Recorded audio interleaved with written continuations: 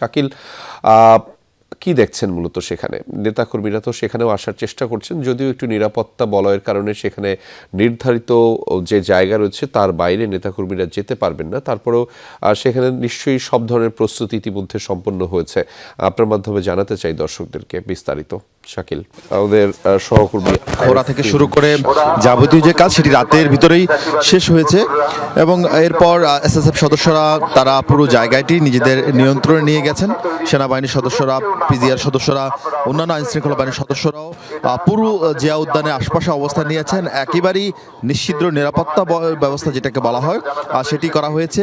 কাউকেই এখানে প্রবেশ করতে দেওয়া হচ্ছে না। গণমাধ্যমকে শুধুমাত্র জিয়া উদ্যানের সামনে, লেকের সামনে যে রাস্তা, সেই রাস্তা একটি জায়গায়, নির্ধারিত জায়গায় সেখানে দাঁড়াতে দেওয়া হচ্ছে। এর বাইরে আসলে কাউকেই এখানে তারা অনুমোদন করছেন না বা আসার জন্য উৎসাহিত করছেন না। মূল ফটকে অর্থাৎ একেবারেই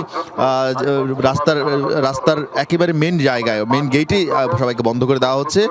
যদি আপনাকে একটু লোকেশনটাও বলি, একেবারেই বিজয় সরণি থেকে জিয়া উদ্যানের যে সিগন্যাল, সেই সিগন্যাল থেকে একেবারে গণভবনের সিগন্যাল, এই সড়কটাতে আসলে কাউকেই আইন শৃঙ্খলা বাহিনীর সদস্যরা আসতে দিচ্ছে না নিরাপত্তার খাতিরে। মূলত জানাজার শেষেই খালেদা জিয়ার মরদেহ সেই দক্ষিণ প্লাজা থেকে আসাদ গেট হয়ে গণভবনের পাশ দিয়ে যে সড়ক রয়েছে সেই সড়ক দিয়ে মূলত এখানে নিয়ে আসা হবে।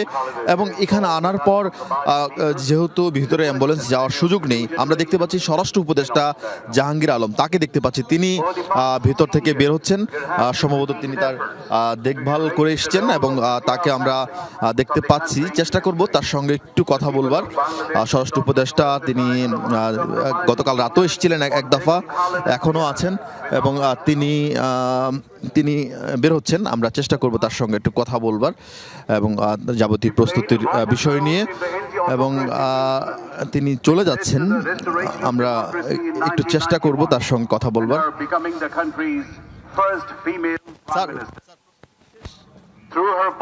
প্রস্তুতি শেষ, আলে দিলে সবই প্রস্তুতি ঠিকঠাক মতো হচ্ছে, কোনো অসুবিধা নাই কোথাও। কথা বলছিলেন স্বরাষ্ট্র উপদেষ্টা জাহাঙ্গীর আলম। তিনি দেখতে এসেছিলেন, মূলত সেই প্রস্তুতি একেবারে সম্পূর্ণ করা হয়েছে সেই তথ্য তিনি গণমাধ্যমকে জানালেন। এবং সেই সঙ্গে আপনাদেরকে আরেকটা তথ্য জানাতে চাই, যেহেতু খালেদা জিয়া এসএসএফের ভিভিআইপি নিরাপত্তা পেয়েছিলেন, ফলে তার দাফনের বিষয়টা পুরোটাই এসএসএফ সদস্যরা নিয়ন্ত্রণ করছেন। সেনাবাহিনীর সদস্যরা রয়েছেন, অন্যান্য বাহিনীর সদস্যরা রয়েছেন, শুধুমাত্র বিএনপি থেকে যারা সিএসএফ সদস্যরা রয়েছেন তাদেরকে ভিতরে অনুমোদন করা হচ্ছে। এবং বিএনপি চেয়ারপারসনের এই দাফনকে কেন্দ্র করে জনসমাগম এড়ানোর জন্য যাবতীয় প্রস্তুতি আসলে সম্পন্ন করা হয়েছে, যেন জানাজার পর এই জায়গায় যেন কেউ আসতে না পারেন, এবং সেই কারণে এই ব্যবস্থা করা হচ্ছে। স্বরাষ্ট্র উপদেষ্টা তিনি যাবতীয় দেখভাল করে তিনি ফিরে যাচ্ছেন। এবং কিছুক্ষণ আগে বিএনপির নেতাদের সঙ্গে কথা হচ্ছিল, তারা বলছেন জিয়াউর রহমানের যে সমাধি রয়েছে তার ঠিক বাম পাশে খালেদা জিয়ার জন্য কবর করা হয়েছে এবং সেখানে তাকে দাফন করা হবে। এবং সেই দাফনের কার্যক্রমেই দেখছেন সরকারের বিভিন্ন স্তরের আইনশৃঙ্খলা বাহিনীর সদস্যরা, সরকারের উচ্চপদস্থ কর্মকর্তারা।